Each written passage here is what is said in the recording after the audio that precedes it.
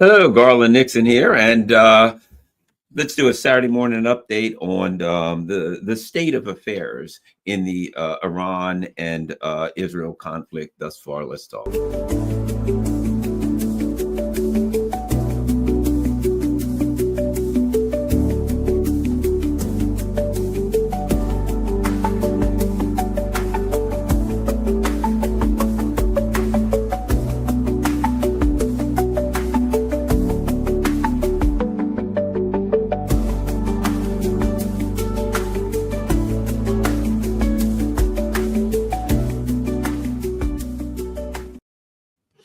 Hello, let's see. We're having trouble streaming to your destination. Oh, for some reason, let's try this again. That's weird. I'm unable to set up my live stream. Okay, fair enough. I'm not on Rumble right now. That's all righty. For some reason. Well, whatever. Okay, let's get talking. Sorry about that, gang. You don't want to hear about my technical difficulties. You're trying to find out what the heck is going on here. And trust me, aren't we all? Let's start with this. Okay, let's start with. Let's go here. Man, this ain't working so well, is it? Let's try it again. People are fleeing Gaza. Tens of thousands have been displaced by fighting in the Middle East. Many have evacuated from Israel. Others must find somewhere to shelter. Transportation. Okay, Israel. Now, if you notice something, what I did was I searched people are fleeing Israel. And what we got was, it's interesting. And here's the searches tell you a lot. Searches tell you a lot. Because what searches tell you is what Google, as it were, what the system wants you to see, what the system wants you to think, what the system's trying to hide, right? So what's the first thing? I search people are fleeing Israel, and I find people are fleeing Israel and Gaza, right? Now, people have been, tens of thousands have been displaced by fighting in the Middle East. Well, let's start here. Before we go any further. We know they ain't fleeing Gaza because they won't let them flee Gaza, because they've locked the doors of Gaza and the people are being mangled and killed and starved to death. So the idea that people are fleeing Israel and Gaza is obviously propaganda, because they can't flee Gaza. Even if they wanted to, they can't bring food in, they can't get out. So when you search, what's interesting is this. And let me show you this. Watch this. I want you to see something. I want you to see something. To show you what the system is going to do. Hold on. Watch this. Watch this. Let me show you this. Just so you'll know the level of propaganda we're up against, right? Look what I've done here. Look at the words I've searched. I searched Israelis fleeing Israel, right? That's what I searched. But look what the system gives me. Tired and scared, fleeing Iranians. Oh, wait a minute. I didn't search Israelis fleeing. Iranians. I searched Iranians, right? So look, well, let's go here. Pilgrim shows a Russian pilgrimage, not Israelis evacuating. Isn't that interesting? I specifically searched for Israelis fleeing. It's and this is one of the infamous Sherlock Holmes, the dog that didn't bark. What wasn't there, right? What wasn't there? You search Israelis fleeing Israel, and you get Iranians fleeing. Israelis not evacuating, not Israelis. No, thousands of Afghans are fleeing Iran. British Israeli woman loses Tel Aviv home to Iranian ballistic missile. Now, finally, you get there. So, see what I mean? Iranians fleeing. Iranian-Israel war must not become a refugee crisis. Israel warns of major strikes on Tehran as Trump tells people to flee, right? Florida charters evacuation flights for Americans fleeing Israel. So you finally get that. But if you look at it, you search for Israelis fleeing, and you get, if the Israelis aren't evacuating, they're not fleeing. Iranians are fleeing. Afghans are fleeing. Everybody's fleeing. Again, all you have to do is search. I don't necessarily search for the information that I want. I search for to see what it is they give me, what they don't want me to know. That's what I find out. And then what do I get? Watch this. Let's do another one.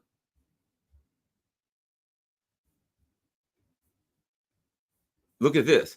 With Israelis' airspace closed, fleeing tourists and homeward bound Israelis take to the sea, right?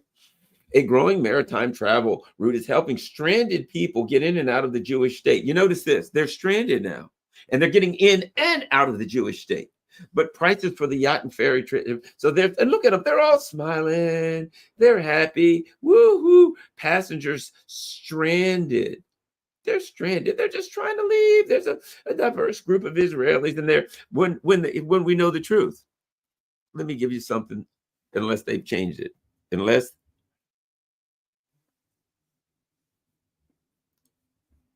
watch this.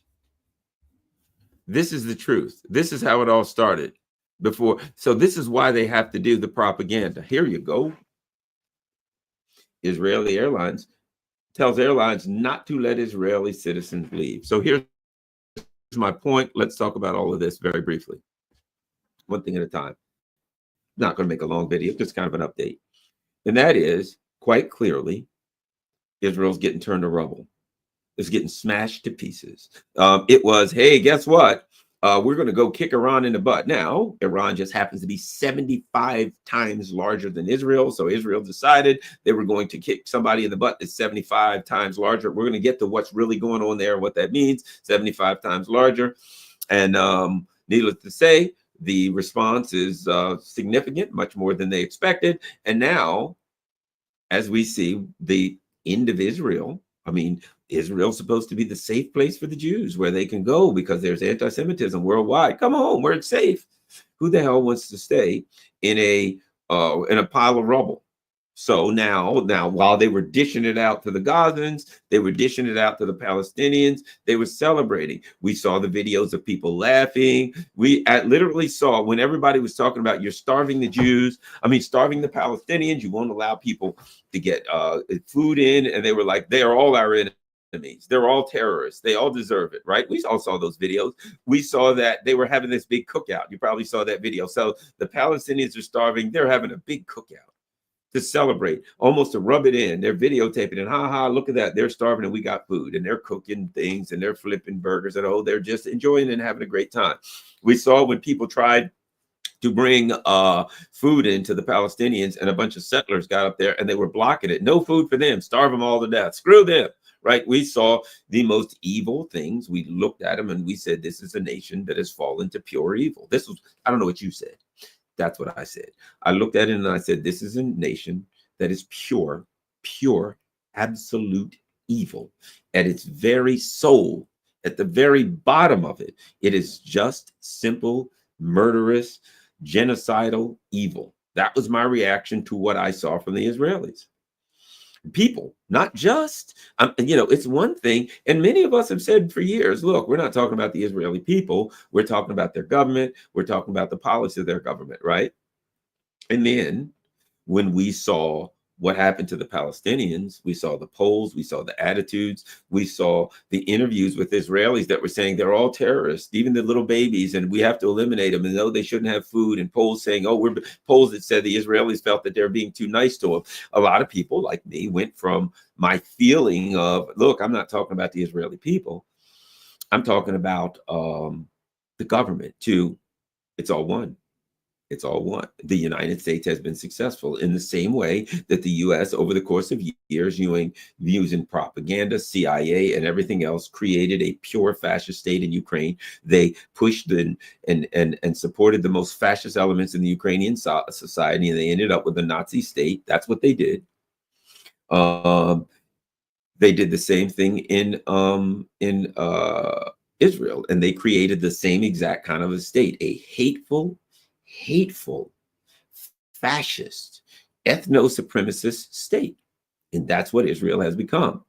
And now, in the same way that they're fighting to the last Ukrainian, because Ukraine is nothing but a proxy state for the U.S. empire. That's all Israel ever was, a proxy state for the U.S. empire. And now these Israelis who grinned and laughed and they were so happy, they were high-fiving when they were able to inflict damage on the people who were unable to protect themselves. Yeah, we're the Israelis, we're the chosen people, and they ain't, so we get to kill them all. They're Amalek, right? We're the Old Testament God, the angry, vicious, vindictive God of the Old Testament that we believe in, wants us to exact our wrath on these people because we're God's people, and that's what we get to do. And they celebrated, they high-fived, they lived their life, they're walking around in their towns, going to outside cafes. They're just living a normal life, celebrating. Oh, look at that, bombs dropping on these starving Palestinians. Hooray. Okay. And they got away with that for a while. And now missiles are dropping on them daily.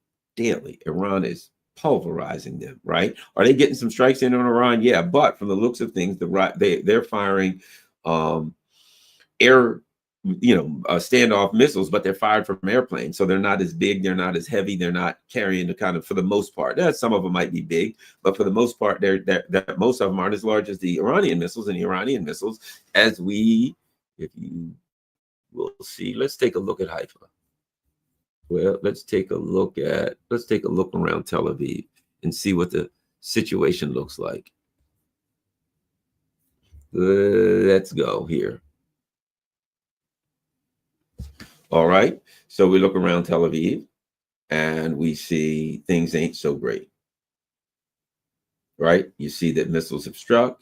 You see that buildings are bashed to pieces. In the city, across the street, cars all smashed up, people walking around in hard hats. Just not a good situation, as you can see. There you go. One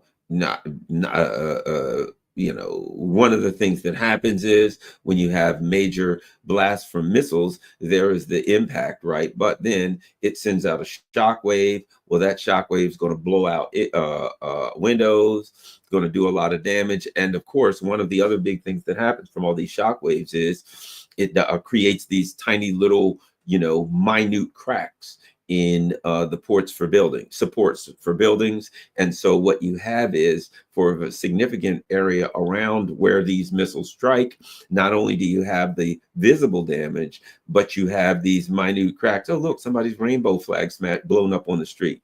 But you get not even you get the minute structural cracks in a lot of buildings that have to come down. So if you look in the distance from this particular crash, you'll see buildings that appear to have survived the blast, right? And so there a lot. What they have to do is engineers come in and have to do surveys in the area because of the shock wave creates very, very tiny, minute cracks in the foundations of some of the buildings. The shaking damages the foundations of buildings. So you'll have a number of buildings in the area that appear to be okay, but their foundations have been damaged. And so they have to be taken down. And so what you're getting in Israel is more and more missiles coming in, more and more missiles hitting really hard. So, and ultimately, severe damage. What you see over the skies of Israel now is, of course, as usual, you see missiles coming in, you see explosions in the sky, which are missiles that are, anti-aircraft missiles, things of that nature. We see some very large missiles coming in at high speed. And of course, there's so many missiles coming in that the anti-aircraft missiles are just being worked. So even when they have success, their supplies are being exhausted. And of course, the other part of it is, if you think about this, how many hours can you work?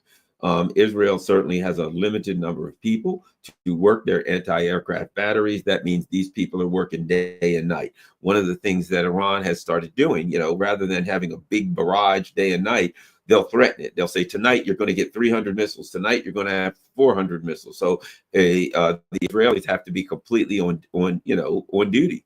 They all have to be prepared, because if the Iranians are telling the truth and they get 300 or 400 missiles, they got a lot of work, and the people are going to be, the people are going to be working hard to try to repel those missiles. By the same tokens, if in fact they don't have any luck, and they don't fire the missiles, then they still got a problem because they've got everybody on duty. And now tomorrow, you need those people to be, completely wide awake and frosty, as they say in the military. You need everybody to be frosty. You need them to stay frosty, right? But they can't stay frosty because they worked all night. So what the Iranians are doing now, they'll fire some missiles during the day. They'll fire some missiles in the afternoon, in the evening, not as many. Then they'll fire a barrage maybe at night. They're firing at different times, which means the Israelis have to be up and awake. Their people who are working these anti-aircraft batteries have to be constantly ready to go and constantly on duty, which means over the course of time, these people are going to wear down. They're going to wear out. And so, of course, some of the anti-aircraft batteries are being hit, which means some of these people are being injured and or killed, which means you're losing anti-aircraft batteries. You're losing the people that work the anti-aircraft batteries, and the people that work the anti-aircraft batteries are getting tired and worn down. So certainly things are not looking good. Here's another example. You can see here that one of the things that the Iranians are doing, they're hitting Israel with some very, very large missiles. Here's hopefully an example. There you go. You can see an example in Haifa. Look at this. Now look at the size of the buildings here, the smoke plume, and of course you see the ships here and the docks. Why? Because this apparently is the port of Haifa, one of the three major ports in Israel. The port of Eilat, E-I-L-A-T, the port of Haifa, and I forgot what the other one was. Well, one of the things that's happening, needless to say, if you look at the size of that ship over there, these ships, and look at the size of that strike, you certainly know that if you have a ship, things ain't going to be working out well for you. So the bottom line is the largest shipping company in the world with this Maersk Line, spelled M-A-E-R-S-K, Maersk Lines, has said to Israel, we ain't coming to Haifa no more, because and of course you know why. And this is a very important, people forget this, the issue of insurance. These insurance companies are insuring not just, you insure the ship, but you also insure the cargo, right? So this ship is worth $150 million. Let's say they're charging $10 million to move the cargo, right? But they got $100 million worth of cargo on there. You see what I'm saying? So you have a ship worth $200 million. You got $100 million worth of cargo. See what I mean? And now, and the oftentimes what these insurance policies will do is, if a ship is out, they will also pay what the ship would normally be making over that amount of time. So, it's just depending on how the policy is. The bottom line is this. If you're an insurance company, you ain't insuring a company. I've said this over and over. You're not insuring a ship in a war zone. In fact, most insurance policies have it written in. If you're in a war zone, they don't pay. If you're in prison, they don't pay. Things of that nature. They have a number of exclusions. And read your policy if you have insurance policy. There are exclusions. We don't pay if it's during the commission of a crime, you die. We don't pay if you die, violating the law in the commission of a crime. We don't die if you're pay if you're in prison. We don't pay if you die in a war zone. There's certain exclusions. Well, these ships have those kind of exclusions mostly. Definitely. And war zone is it. So Israel's going to have major problems right now. The port of Eilat is on the Red Sea, which means they're dealing with the Houthis shutting down the Red Sea. So the port of Eilat has gone bankrupt. Number one, it's gone completely bankrupt. I don't know how it operates or pays people when it's gone bankrupt. Number two, even if the U.S. pays everything for it, the Houthis have mostly shut the Red Sea down. So the port of Eilat, which was their biggest port, pretty much in deep and serious trouble, if not shut down. Now Haifa's pretty much shut down. And it's being shut down by Iranian missiles. But of course, the Iranian missiles shutting it down shuts down the ability of ships to travel to that port because of the issue of insurance. And as I said, some ships can still travel, but the insurance company will say, if you sustain damage, we're not covering anything there. When you can go to there all you want to, but you're on your own. From when you get to this point, they may say when you reach this line of latitude and longitude, from there on into Haifa and back, you're not covered in any way, shape, or form.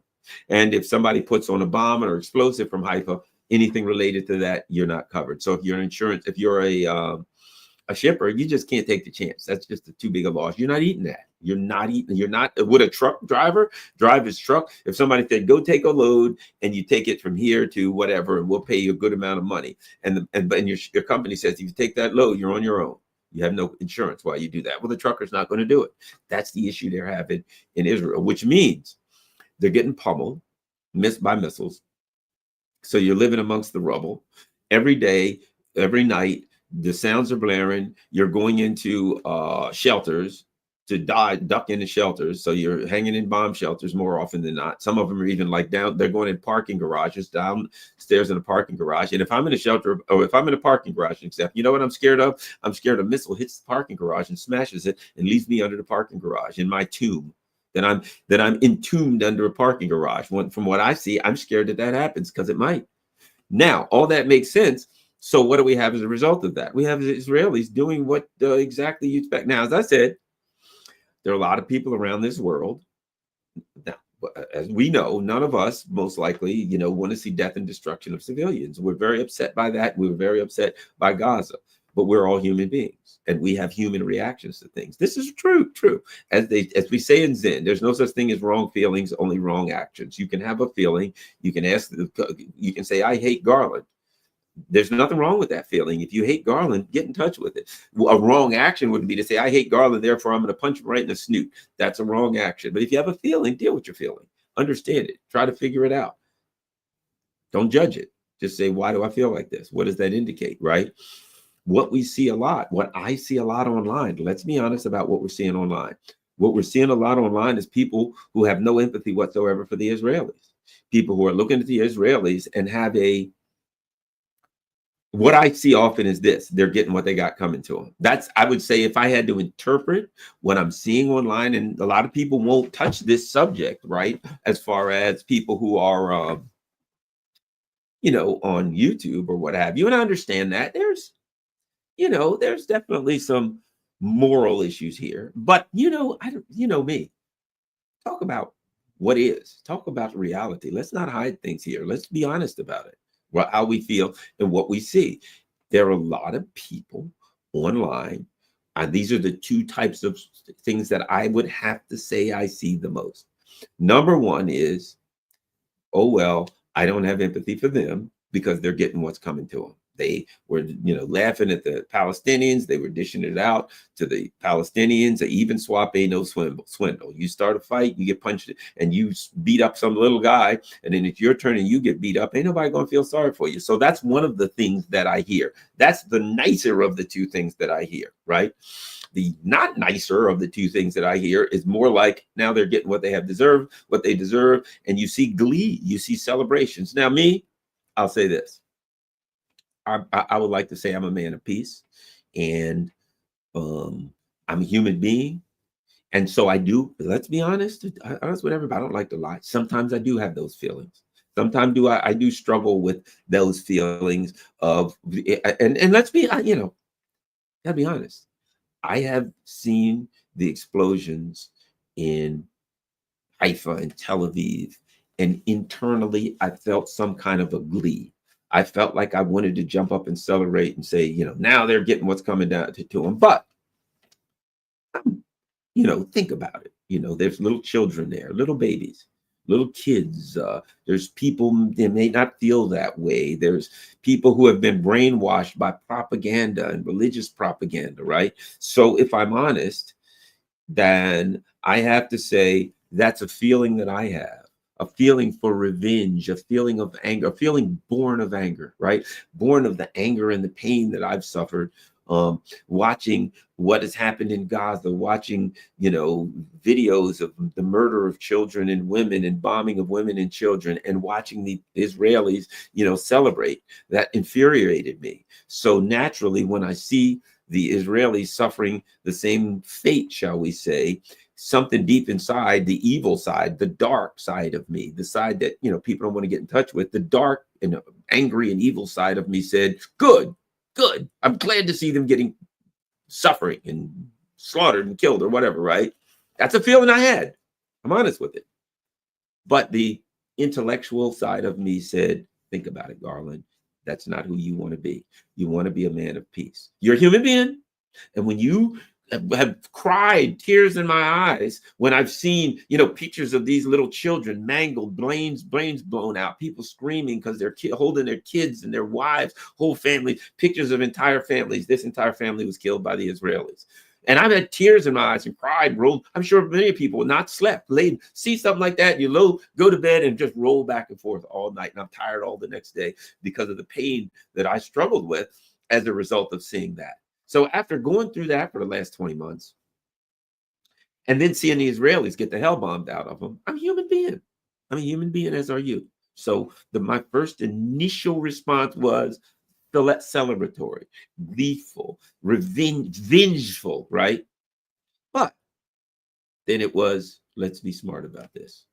You don't want to be that person. You don't want to celebrate war. You don't want to be that person who says these people are incorrigible. Maybe it's, even some of the worst of them who have from the day they were born been propagandized with everything in the world. And that, if I was propagandized by lies and treachery, who knows what I'd end up being. So there's hope for every person there, and there's small children that don't even know anything. They're just being taken around by their mother's hand. Do I want to see terrible horror and pain on them? I don't want to see it on the Gazans, and I don't want to see it on the Israelis. But regardless of what I want to see, what I think, that's internally about me. It don't matter what I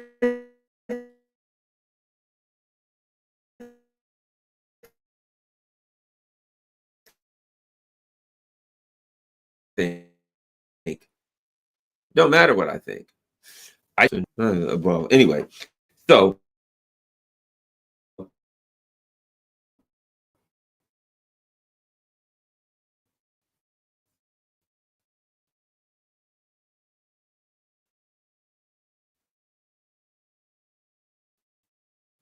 the bottom line is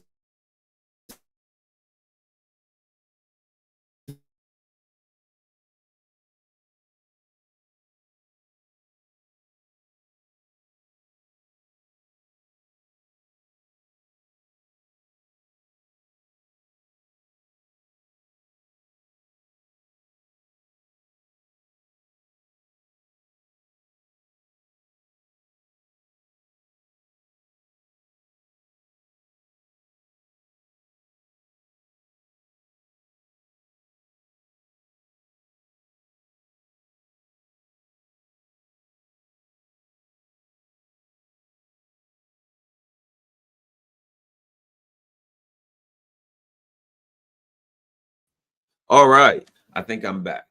Oh, gee, I think that was look. You think that was an accident, right? I mean, you say things like that, and you got to kind of expect that they're going to come after you, right? So I guess they said, "Oh, we'll just shut him down, and maybe everybody will be gone." Whatever the case may be, let us continue. Yeah. So those are the emotions that I struggle with.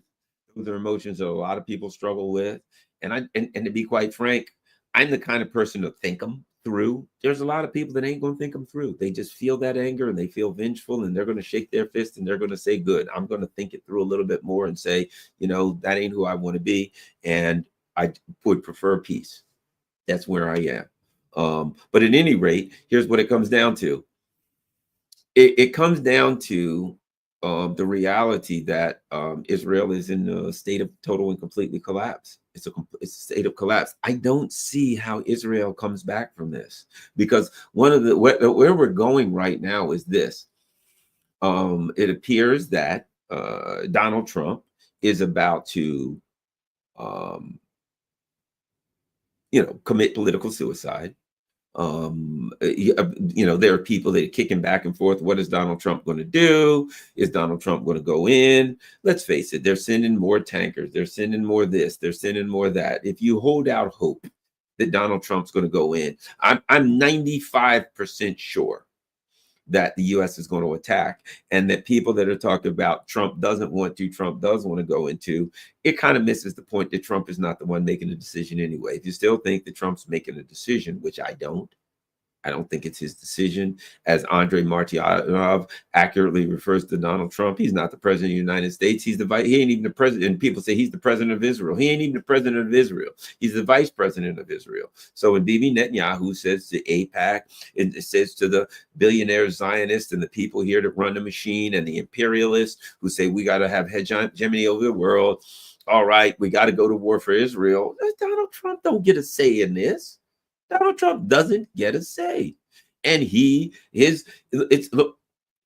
could argue that his presidency is kind of over already, but it isn't really. It just needs the final nail in the coffin. And when the decision is made by whoever makes it, which won't be Vice President of Israel, Trump, but when the decision is made, which it probably has already been made, that they're going to attack Iran, that's it for Trump.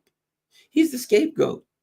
It's political suicide, except it's not really suicide, because suicide implies that he's the one that's doing it. It implies that he has the last say. See, you think about this, something that I've talked about when it comes to Trump making Trump making a decision. Trump, yeah. Who do our politicians work for? Who do they represent? Amongst the ruling elite, there's no question we got to go in here and fight for Israel. That's amongst the ruling elite. That's a given, right? Amongst the people, it's no, we don't want this war because we're the ones that are suffer from it. So think about this. The ruling elite wants A, the working class people want B. I think we know how this turns out. I think we know the job of the government is that there's tension between the ruling elite and the working class. And the job of the government is to mitigate that tension, that anxiety on behalf of their masters, the ruling elite. They are paid, they are trained, they are kept in line by the ruling elite. And when the ruling elite say, we're going to do this, the people who are in their employ, which is the political class, are not going to act on behalf of us. So people were like, yeah, well, MAGA will be destroyed. Yeah, I agree. MAGA is going to fall apart. I agree. Maybe not the first day or two, but MAGA is going to crumble. It's already starting to crumble. And one of the things that happens when you have a political movement, once people start to question the legitimacy of that movement, right? Because MAGA is the second iteration of the Tea Party. And the people felt strong about the Tea Party because they felt the Tea Party was theirs, that they came up with it and the Tea Party was theirs.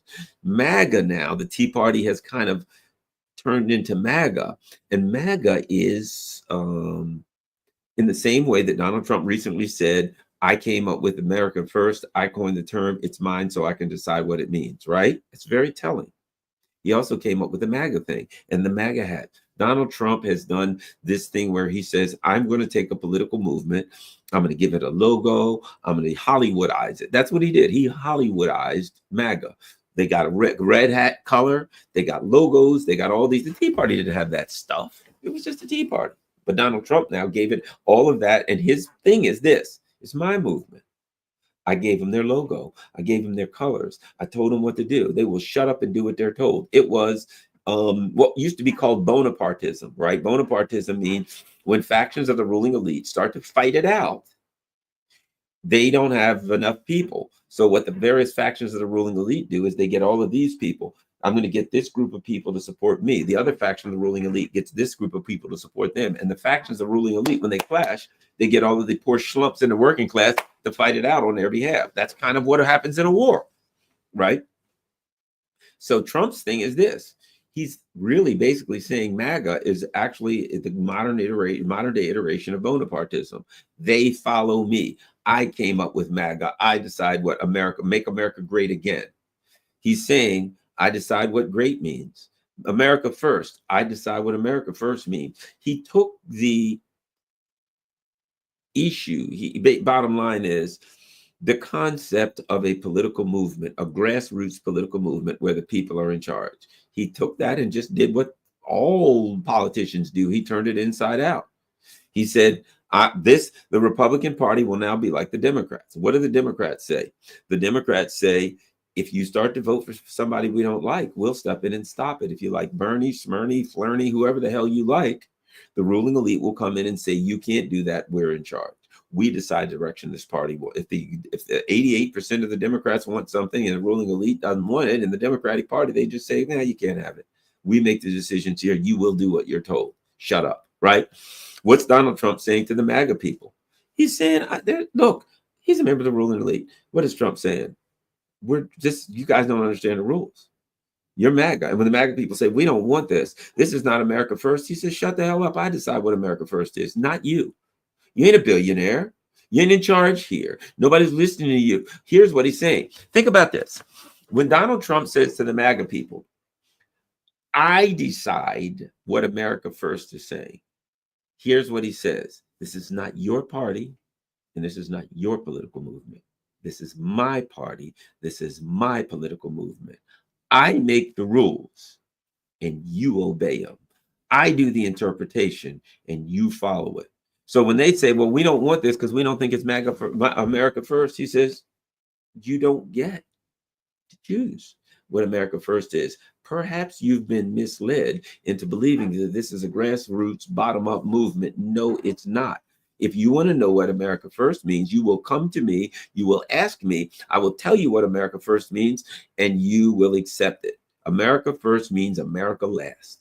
It means Israel. It means the empire. It means wars. It means you don't get anything out of this. Our money is going to go to Lockheed Martin and General Dynamics. We're going to buy things. Israel's got to be rebuilt. We ain't getting none of that. As $500 billion worth of damage has already been done to Israel, and probably trillions of it'll be smush. Israel's going to be in a world of trouble before it's all done. Let me ask you this. Who do you think's going to rebuild this? Do you think the people like Ted Cruz, who said, I came to Congress to defend Israel? America last. I mean, that's the bottom line. They need America last hats. I came here to defend Israel. Did he say anything about the United States? How about Texas? Would you even know what state he's from? He's from the state of Israel. He didn't say, I came here for Texans to look out for Texans. No, he said, I came here to defend Israel. Screw Texas. I care less about these dumb bastards. I hate them. Can't stand them. And, well, the Texans, hey, we want to be first. Shut up. Tell you what, I'll tell you what's first. Israel, U.S. empire, what we decide to do, you are not. So now what Donald Trump effectively has done, he's turned the Republican Party into the Democratic Party. The Republicans and the Democrats are now the same party, top-down elitist parties where the people have no say. The Democrats have been like that, and a lot of us, got out while the getting was good years ago because we saw it coming. We saw it there, and we said we're out. There's a lot of schlumps that are still sticking around for whatever reason. If they want to stick around, it's their life. Do what the hell you want. You had a lot of Republicans who said, ha, ha, ha, you poor dummies. We got the vote in the guy we wanted. We voted in Trump, and Trump's different, and Trump's not like the rest of them, and therefore we got it made. We have more of a democracy in the Republican Party than you do in the Democratic Party. But the truth is now they're finding out the truth. No, they never had democracy. They had the same illusion of democracy as the Democrats. And that illusion of democracy works like this. We'll put somebody in office that we control. And as long as whatever needs to be done or whatever he's doing doesn't interfere with us, the ruling elite, that's fine. But as soon as there's a clash of values, as soon as there's a clash between what the working class people and the voters want and the ruling elite wants, there ain't going to be no clash. The decision will be made by Trump. So if you have any guess, they're sending more ships. They're sending more bunker busters. They're sending more and more stuff so they can go take a bite out of Iran's hide, right? Okay. Yes, that's what they're doing, which means that they're going to launch an attack on Iran. Now, one thing you got to get out of this, and it's political suicide, but what does really Trump care, right? Because he's not here ultimately, when the decisions have to be made, the decisions will be made on behalf of the ruling elite. If it comes down to it and he has to make a decision, he makes the decision on behalf of the ruling elite, okay? So right now where Trump is He has to try to fake the MAGA people out. He has to do everything he can to dance around them, maybe try to convince them. And in the end, he's just going to say, screw them, do what you're told. And let the chips fall where they may. He could care less. It's political suicide for him, but economically, he'll be rewarded. And look, he's been told all along, this is what you got to do, brother. You can, if you take your job, you understand who your master is, right? And he understands who his master is. And he's always been pretty clear about that. So now what do we have? We have a Donald Trump who says, well, my intelligence agency tells me something. I don't care. The IAEA tells me something. I don't care. Who does he care? He cares what his ruling elite masters tell him to do. They're the ones in charge. And that's the one he's going to act on behalf of. And now he's set up and they're like, oh, well, this is his political suicide. Donald Trump's 79. He don't care about political suicide. It doesn't matter to him. It doesn't matter to him. He will commit, quote, political suicide, which means in a way, yes, in a way, no. Here's what I mean.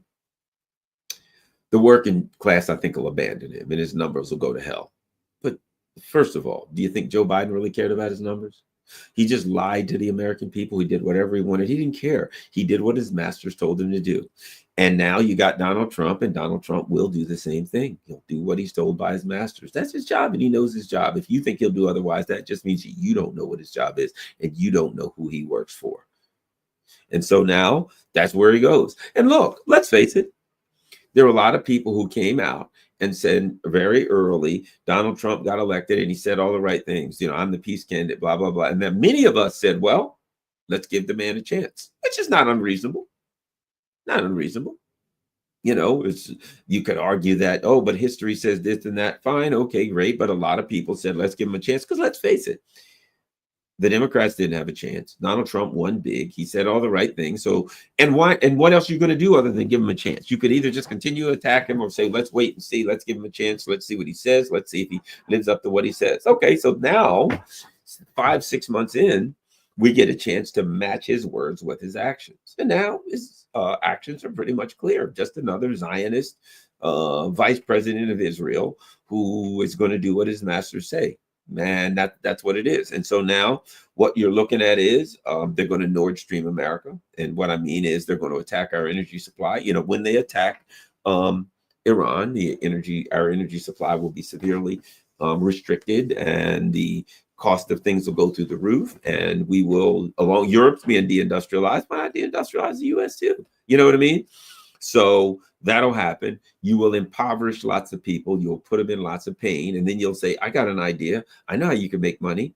You can't afford anything. You're starving. You're going to be homeless. You're losing everything. Got an idea how you can make some money. Join the Marines, join the Army, join the military, so we can prep you up for this other war. So you create misery.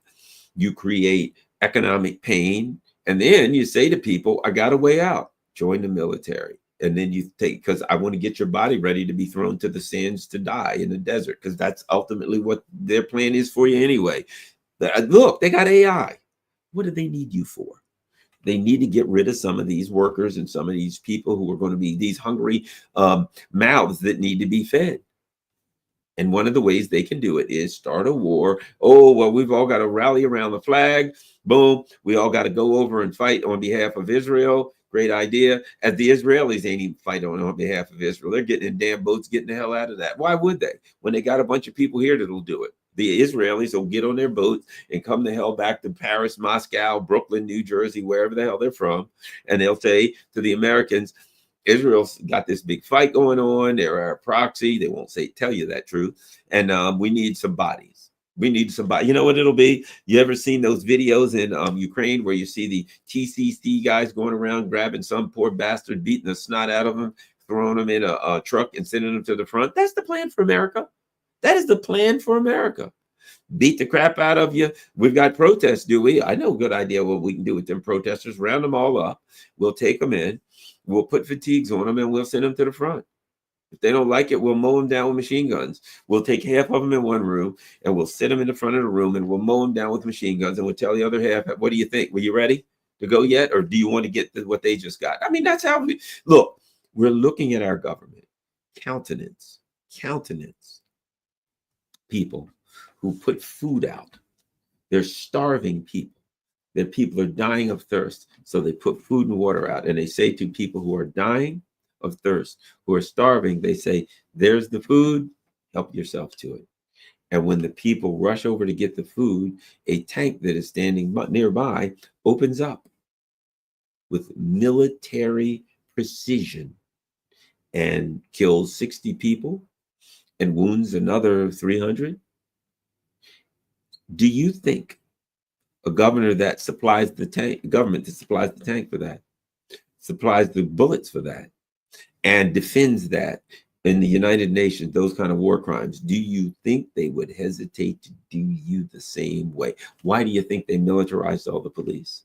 Why do you think over the course of time, when you walk around, you used to see a police officer in a nice white shirt? Remember, they were the guys in blue. They would have on a blue pants with a dark stripe, or maybe a khakis with a dark green with a whatever the case, black. They had on a tie. They had on a police hat. Remember that? And now what do they look like? They look like a friggin' airborne ranger driving around in a tank. Why is that? Because they knew sooner or later it's time to send you and your children to the front, your son and daughter to the front to die. And they knew that some people may push back. Some people may say, I'm going to push back. I don't like that. And they're like, oh, yeah, well, hey, why don't you go over there and get some of that free food? And they say, there's a tank sitting there waiting to mow you down. That's the game. That's the game. And you have to assume by now that Trump's in on it. There's two ways to look at it. One option is to say Trump's cornered. Oh, they got him cornered and there's no way out for him. But that kind of implies that Trump is not down with this, doesn't it? It kind of implies that Trump is reluctant to do evil things. That Trump's like, oh my gosh, I think I would be betraying MAGA, as though Trump has like a conscience and he doesn't want to betray MAGA. Really? I mean, you got to be kind of naive to think that. Trump does not have this conscience and he's worried about betraying MAGA. He has been doing the most evil thing on earth. When you see Donald Trump involved in a genocide, defending genocide, at that point, don't put anything else past him. When you see that, don't say, perhaps he'll do this, perhaps he'll do that. Now, Trump, the politician, is inconsistent. Trump, the politician, the weird kind of politician, has the ability to say, I don't want to do this. And to say, oh, this ain't working for me and walk away. That's Trump, the politician, right? Trump, the president, who is the puppet of the ruling elite, doesn't have that option because he ain't making a decision. That's the difference. It's not whether he would or wouldn't. He don't have the option. He's not the man in charge.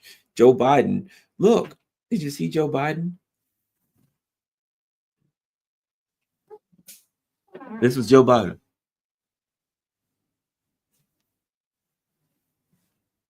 That was Joe Biden for the last 4 years. Now, what do we learn from that? He ain't in charge. You really think he was in charge? Absolutely not. He was not in charge. He was they had him stuck a guy out there to go.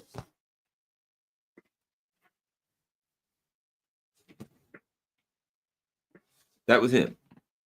Out, asleep at the wheel, buddy. Why? Because he's, you know what? I've used this analogy before. Does Trump or Joe Biden have the wheel? When I was a kid, and some of the older people in my age will remember this. When I was a child, I had a toy. I've told many people my dad was a longshoreman and he had a nice pickup truck. We always had a nice pickup truck. Every other year or so, he got another pickup truck, right? I remember my favorite was this red and candy apple red and white shiny brand new Ford pickup truck. He got F-150 with the, back then instead of the rims that had the hubcap, this was a good looking truck. And I was like, man, and everybody used to say, man, that's a nice truck. My dad was proud of his truck. And he bought me a toy. And the toy was a plastic steering wheel. People remember those? Let me see if I can find toy plastic.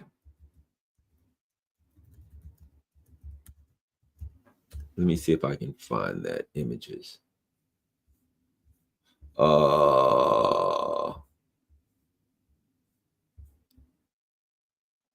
I don't see them. They have the modern day ones.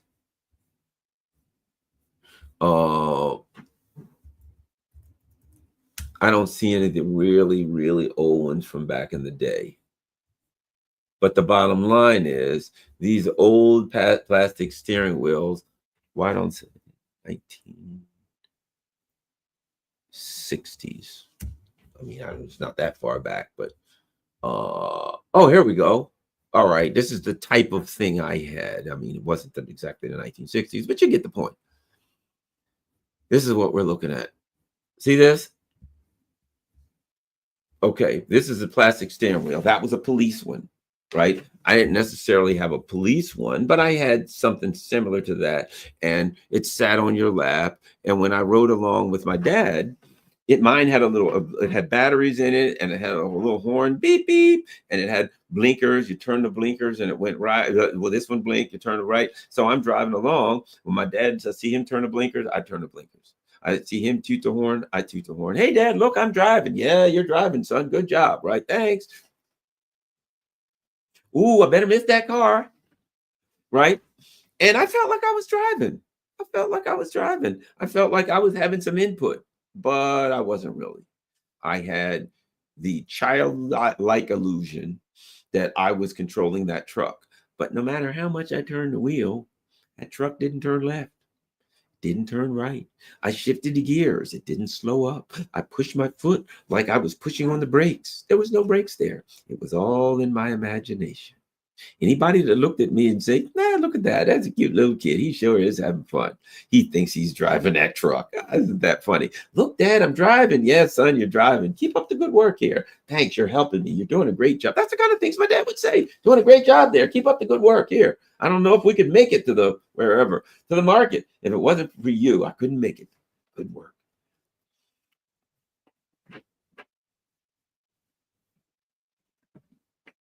That was me. That's Donald Trump. He's got a plastic steering wheel. That's all Donald Trump has. When he say sit in there, Donald Trump, turn the plastic steering wheel left, turn it right, put it in gear, put it in reverse, toot the little fake horn, go online, go. You know what Donald Trump does when he turns his fake steering wheel? He has a rally in Arizona, and all the people come, and he says to all the people, "Hey, everybody, I'm going to do this. I'm going to keep us out of foreign wars, and I'm not going to." Did you know that? Remember this? 2016, South Carolina. George W. Bush lied us into a war. And all of the neocons went, "Oh, no, he didn't." That's it for Trump. He said George W. Bush lied us into a war. That's what Trump said. And they were like, people were like, "Yeah, boy, can you believe Trump said that?" Nobody else has the guts to say that, only Trump. That he was turning his fat plastic steering wheel. He was giving people the illusion that he could push back against the war machine. George W. Bush did it, as though George W. Bush made the decision. The whole machine was behind him. There was a decision made, and the decision was, we're doing the war on terror.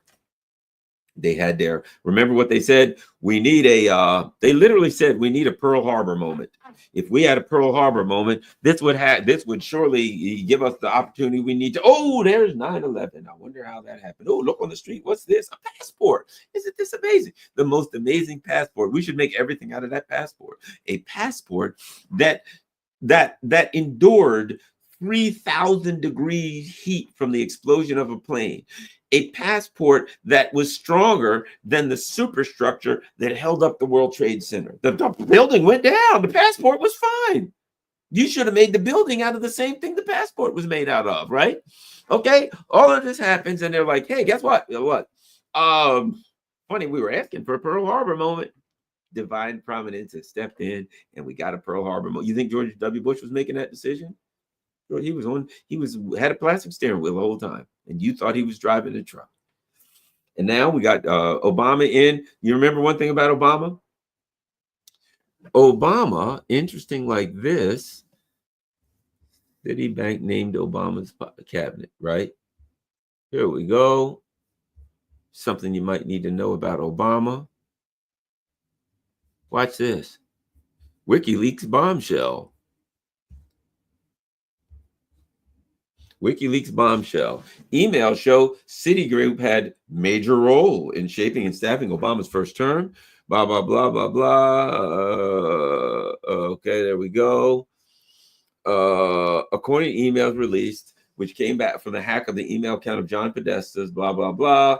We learned that despite the obvious fact that Citigroup was both corrupt and derelict in handling its own financial affairs, Barack Obama gave executives of that bank an outside role in shaping and staffing his first term. In an email dated Saturday, October 28, 18, 2008, Michael Frome, using his official city group email address, sent the following email to Obama's advisor. And he goes on and he says, attached is the latest version of the agency review team. And if you look at it on that, they had a list of people who they wanted to get in. And there's another one. If you want to hear the details of the TPP deal, so if you look at that, you see that Wall Street, that international finance capital, was in charge of Obama. Obama had a plastic steering wheel. People are like, I can't believe what Obama did. Obama ain't do a damn thing. Obama did what his master told him to do, and Trump will do the same. He will do the same. So now, political suicide, you know what? You can't kill something if it ain't alive. It's like a vampire. But if you look at vampire movies, which I love, people are like, we must kill a vampire. And I'm like, well, there is a contradiction there, because vampires are already dead, which means technically you can't kill a vampire. You can end the existence of a vampire, but you can't kill them if they're already dead. Bottom line is this: Donald Trump can't commit political suicide because he has no real political life. He can't drive this machine off the road because he got a plastic steering wheel. He ain't driving it. He is not the navigator. He's in the back of the pickup truck, laying in the bed.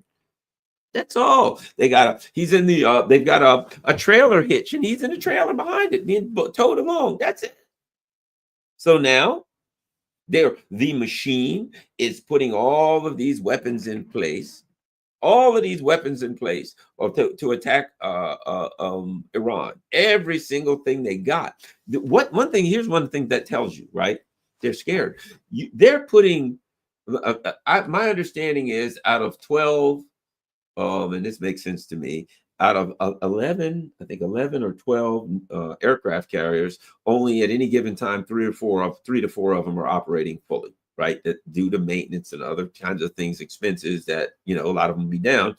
So apparently there's 3 to 4 aircraft carriers in the area, which means they're going to take everything they got.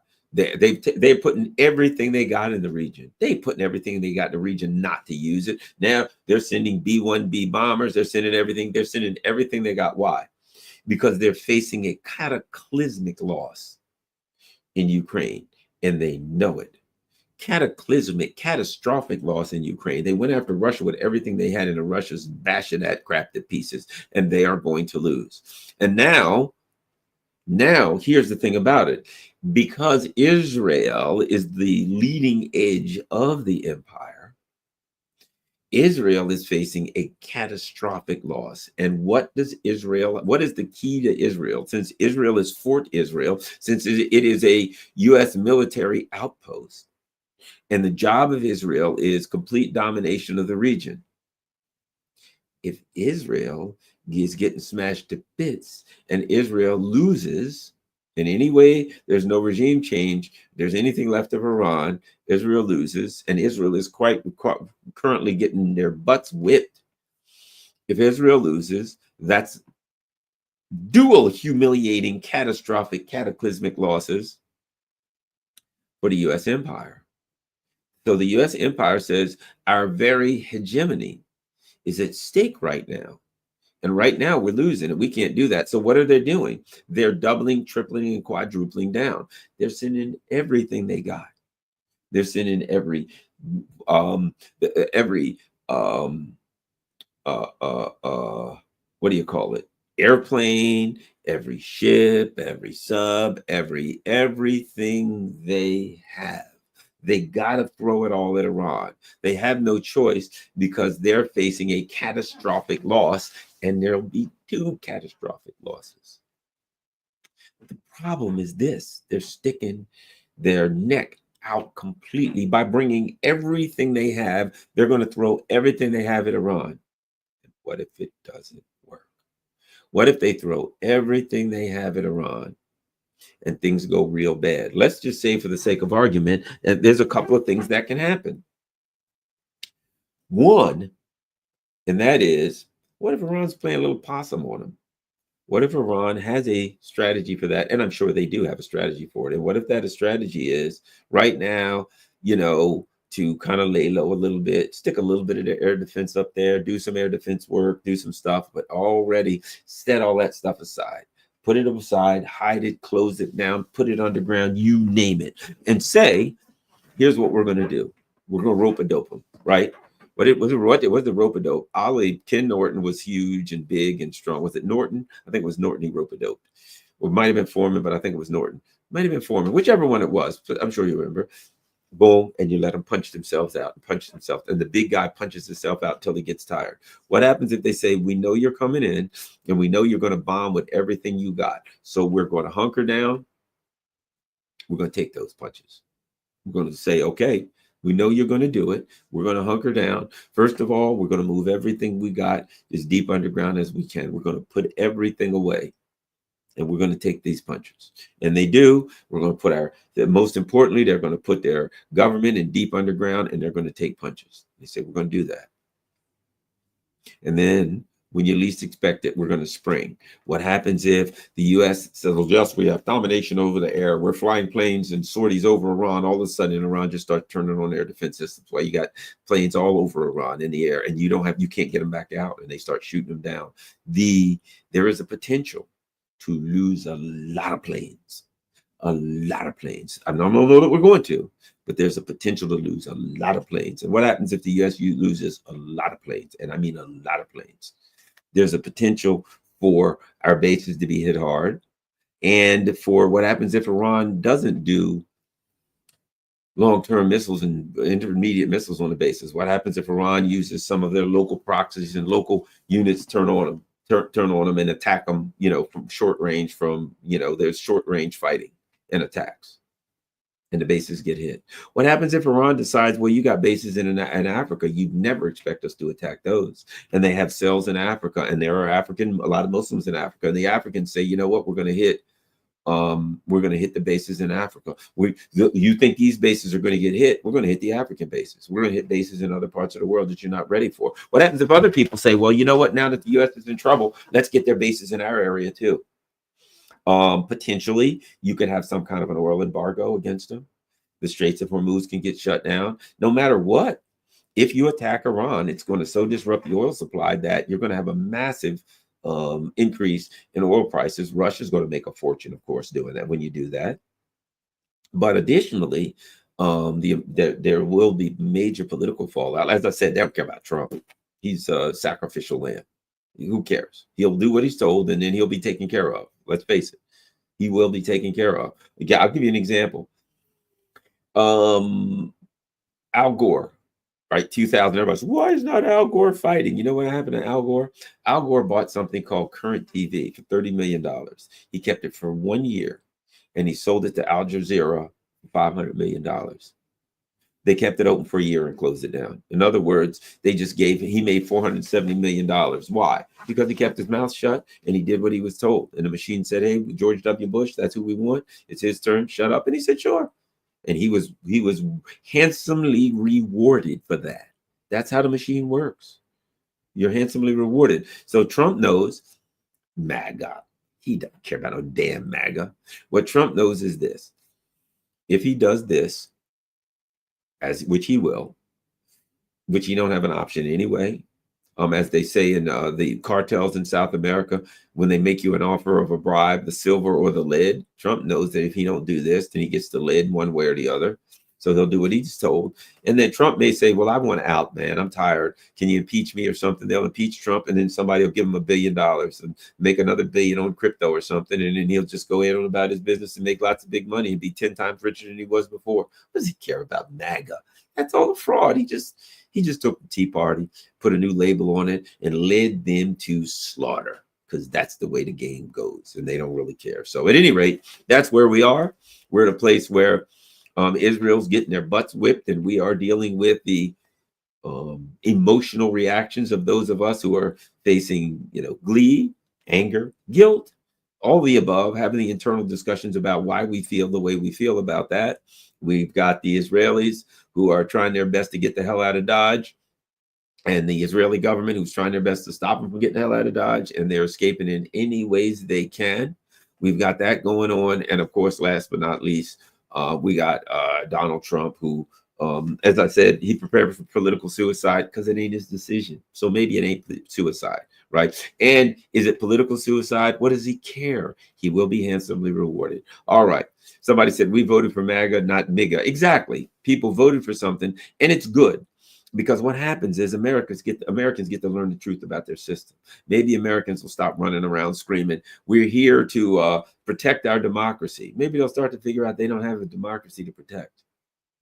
In order to have a democracy, you got to have a number of things. There are people that's like, oh yeah, they won't let this group or that group vote. Oh yeah, we don't have a what is it, a voter ID system and all that.